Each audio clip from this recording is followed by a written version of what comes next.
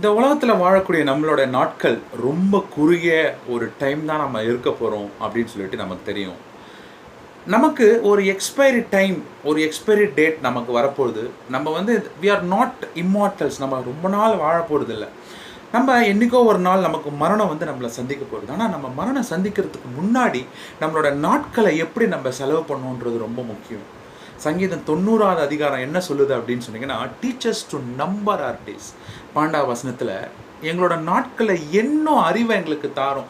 Heart of wisdom, ஒரு heart of wisdom நமக்கு தேவை. நம்மளோட நாட்களை வந்து நல்லபடியாக கழிக்கிறதுக்கு, நல்ல நீதியாக நடந்து நம்ம கழிக்கிறதுக்கு நமக்கு ஹார்ட் ஆஃப் விஸ்டம் இன்றைக்கி நமக்கு ரொம்ப ரொம்ப அத்தியாவசியமான ஒரு தேவையாக இருக்குது.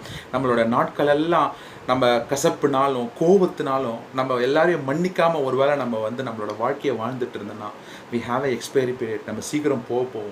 Let's forget, let's forgive.